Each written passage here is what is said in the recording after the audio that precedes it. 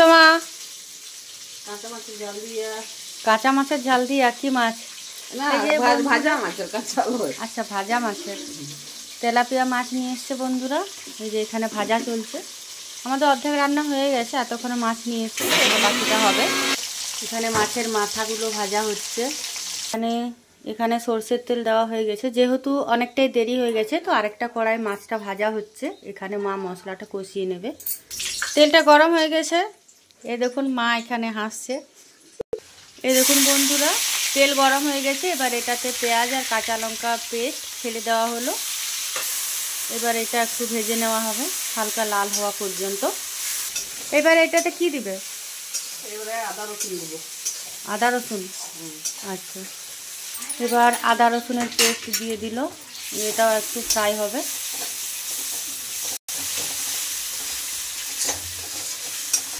এবার কি দিবে? এবারে হলুদ। হলুদ 2 চামচ। জিরে গুঁড়ো 2 চামচ। জিরে সামান্য একটু জল দিয়ে মশলাটা ভালোভাবে ভেজে নেবে।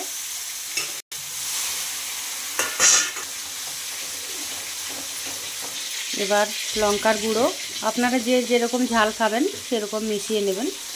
এটাতে দেখুন বন্ধুরা তেল ছেড়ে এসছে। এবার এটাতে আরেকটা মশলা আছে, ওটা মিক্স করা হবে। এটাতে হচ্ছে সরষে আর টমেটো।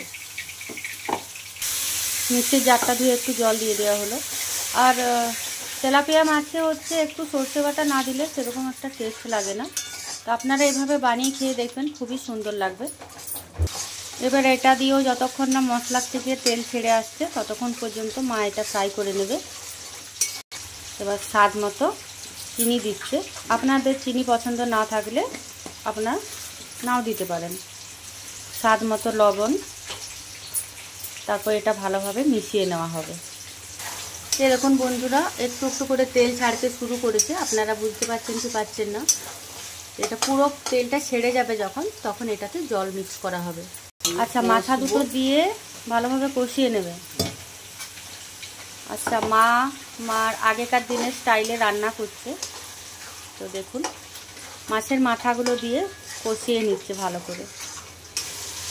আচ্ছা, কষানো হয়ে গেছে, এবার জল দিবে। ঠিক আছে, দিয়ে দাও। তো বন্ধুরা বেশি ঝোল হবে না, একদম একটু গ্রেভি গ্রেভি হবে। আপনাদের যেরকম লাগবে সেই অনুযায়ী জলটা মিক্স করে নেবেন। এটা ফুটে এসছে দেখুন। বাকি যে মাছগুলো ভাজা হচ্ছে ওগুলো ওখান থেকে তুলে নিয়ে এখানে ছেড়ে দেওয়া হবে।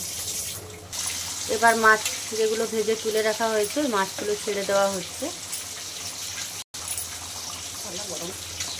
মাছের পিসগুলো দেওয়া হয়েছে। এবার ভালোভাবে ফুটে গেলে ঝোলটা